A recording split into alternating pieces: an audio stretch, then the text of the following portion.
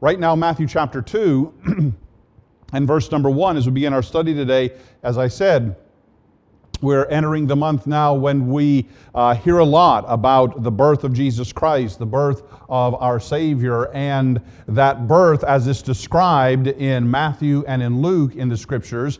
And the description in Matthew has an event and has a symbol that is perhaps one of the most recognizable symbols of all the symbols that surround the birth of Jesus Christ.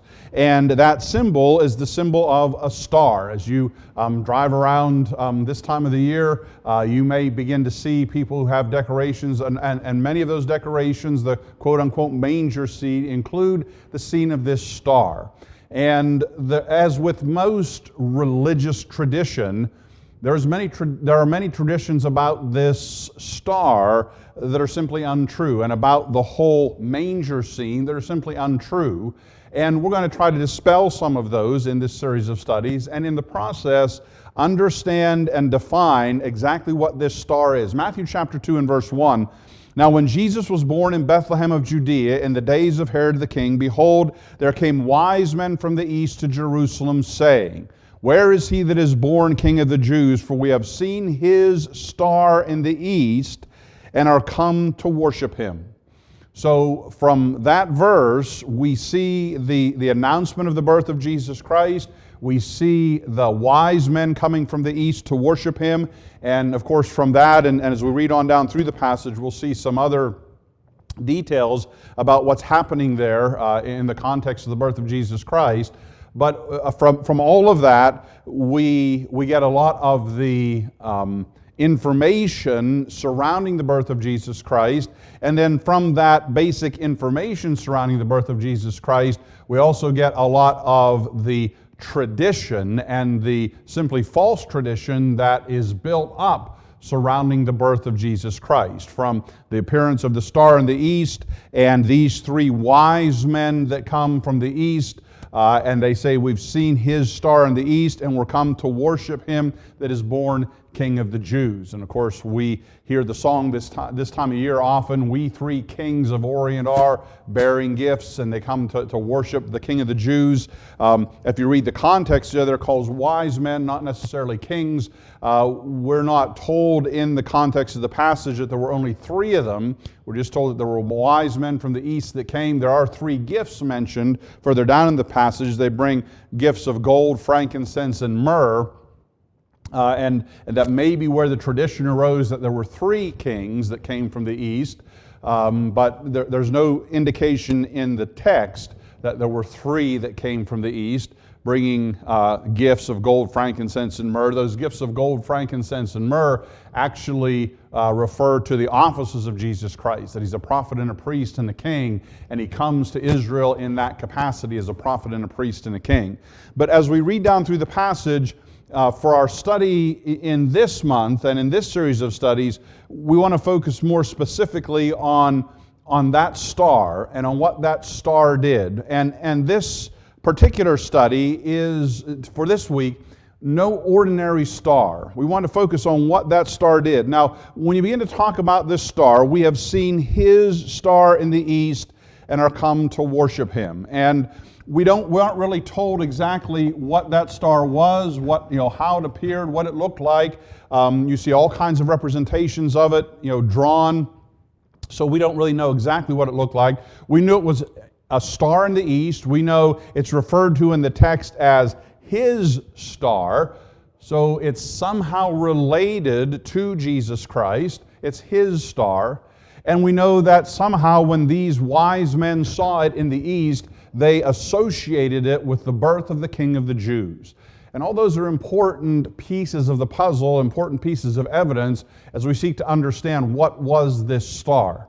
And you may, during this time of year, oftentimes you do at this time of year, see a lot of speculation about what that star was. You'll see Christian scientists or just ordinary secular scientists begin to speculate. Well, perhaps it was a comet. Perhaps, and they'll try to research back and do projections back at where all the heavenly bodies were at about the time of the birth of Christ, and was there a certain comet coming through at that time, or were the planets aligned in a certain way at that time, or was there a star that maybe went nova and exploded and made a particularly bright light in the sky at that time, or just what was it that created this phenomenon in the sky that allowed those men to see this star that they took to be his star and took to be announcing the birth of the King of the Jews.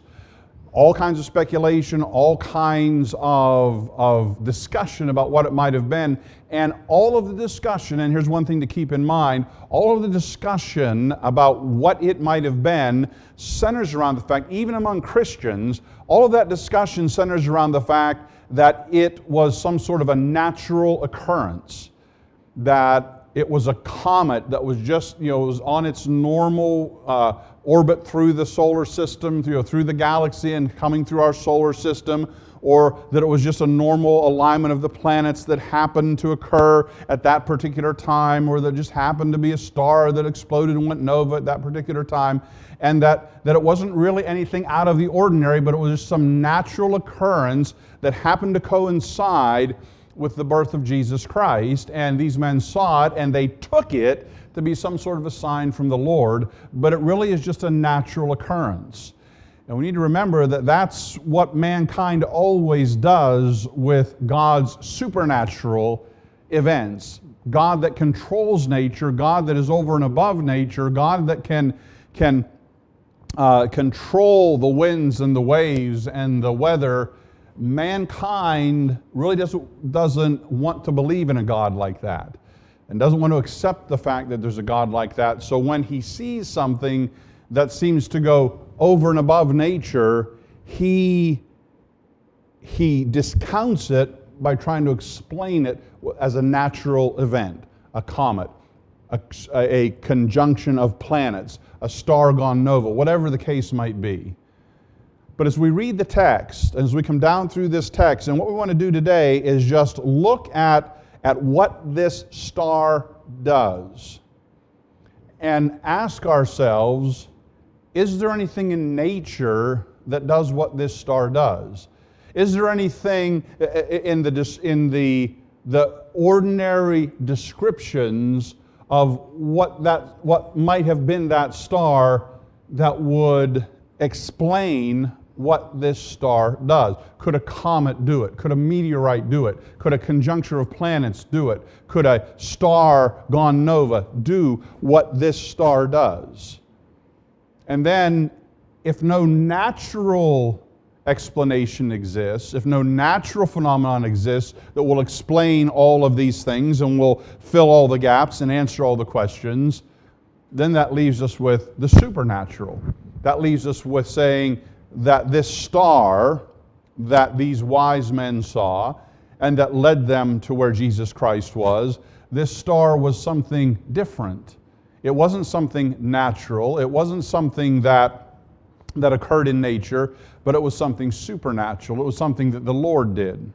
So let's look down through the passage. First of all, in verse 2, saying, "Where is he that is born King of the Jews? For we have seen his star in the east and are come to worship him." We have seen. So this star, one thing that's true about it is called his star.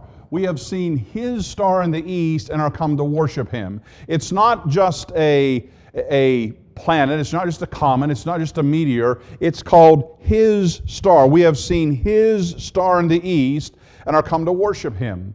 Something about this star makes it unique. Something about this star makes it different. Something about this star, when these wise men come from the east, they say, we are come, where is he that is born King of the Jews?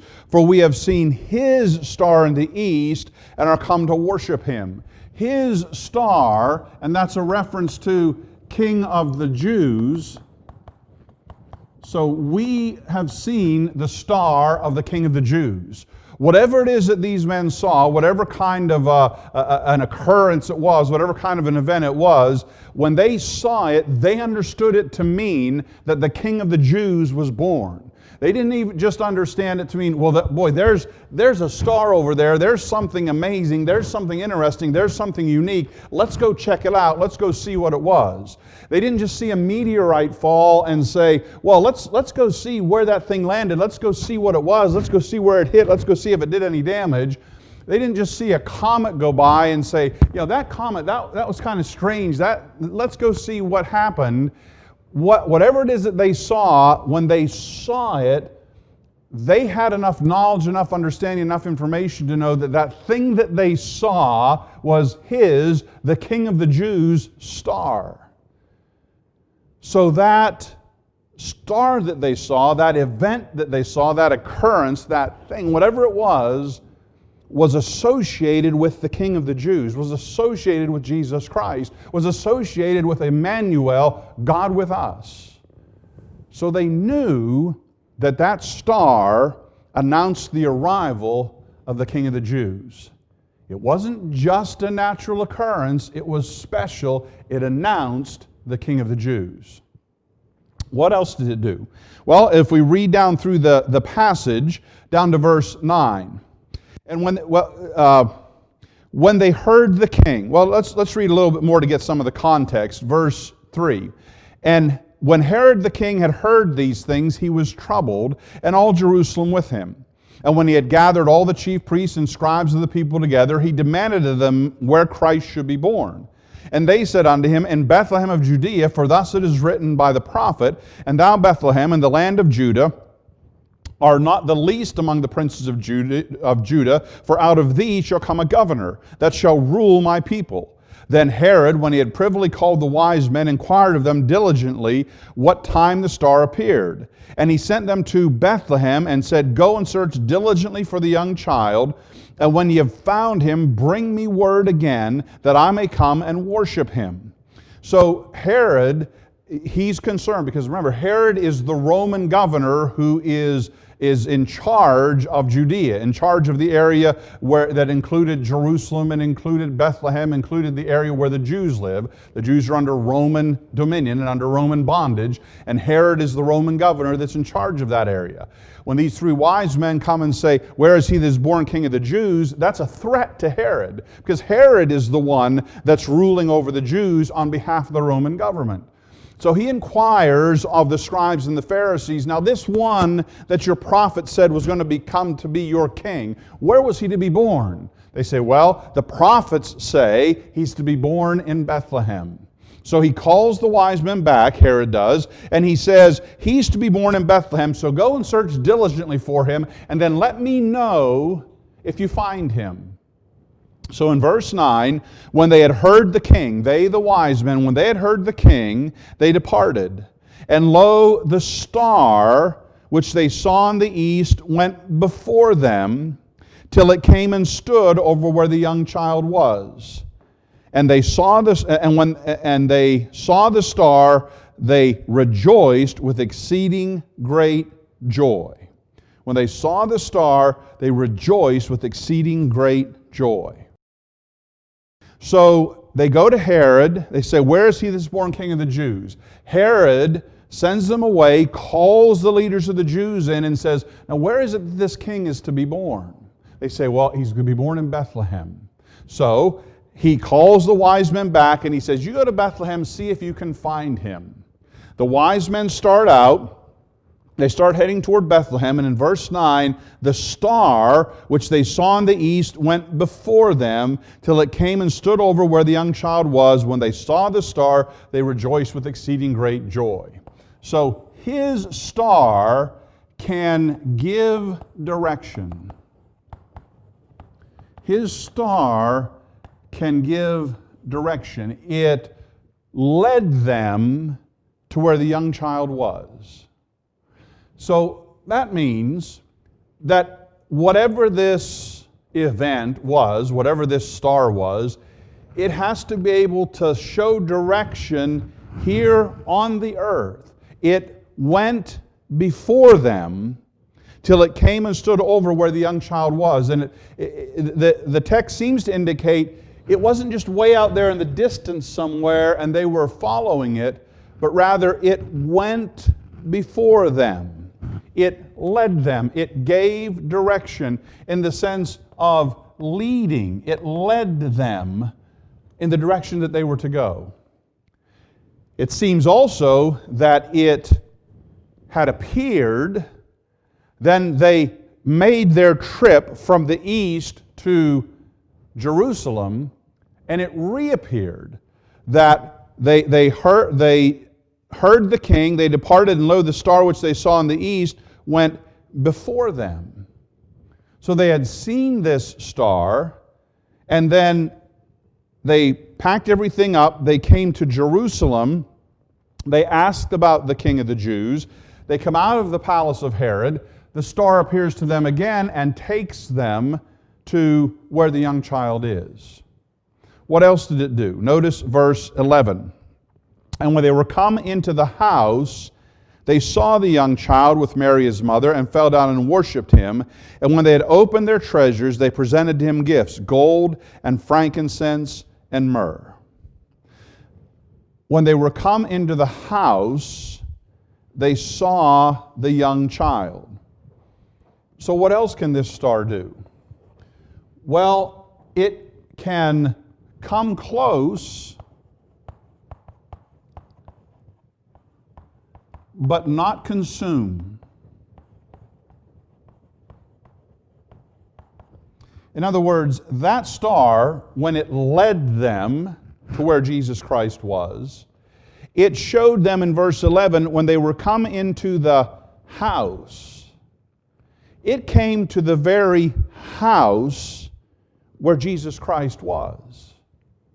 Now, if you think of a meteorite or a star or a comet or planets in the sky, a star that goes nova or planets that line up together, they might be able to show you a general direction. But they certainly can't identify a specific house in your neighborhood.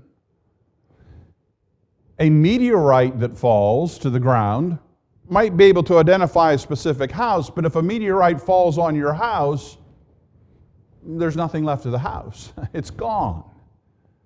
This star not only identified the specific house where Jesus Christ was, but it didn't destroy that house by identifying it. So it was a star that was bright enough for these men to follow it, and yet it could come close enough to the house to identify a specific house. And if you think of your neighborhood or this neighborhood in Bethlehem where there are many houses, many dwellings, you've got to identify one out of all of those many dwellings, then it's got to identify that specific one, come close enough to identify that specific one, yet not consume it, not destroy it in the process. It's got to rest right on that specific dwelling, but not burn up that dwelling.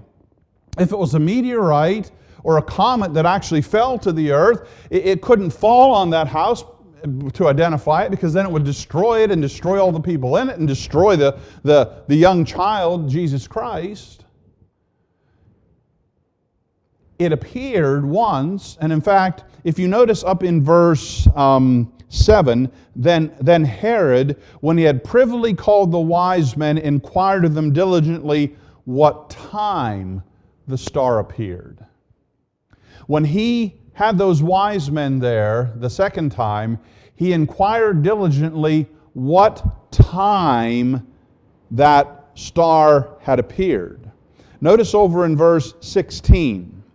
Then Herod, when he saw that he was mocked, let's read on the account a little bit more. After they bring the gifts of gold, frankincense, and myrrh, down in verse 12, and being warned of God in a dream that they should not return to Herod, they departed into their own country another way.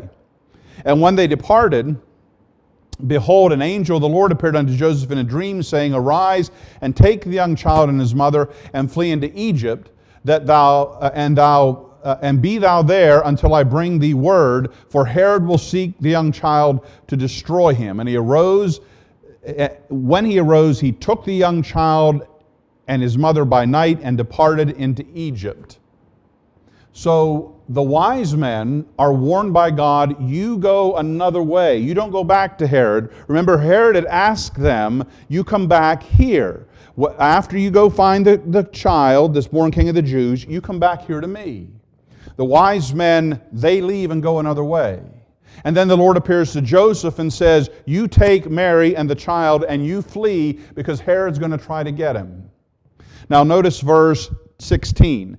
Then Herod, when he saw that he was mocked of the wise men, that is, the wise men didn't come back to him as he had asked, was exceeding wroth, and sent forth and slew all the children that were in Bethlehem, and all the coasts thereof, from 2 years old and under, according to the time which he had diligently inquired of the wise men.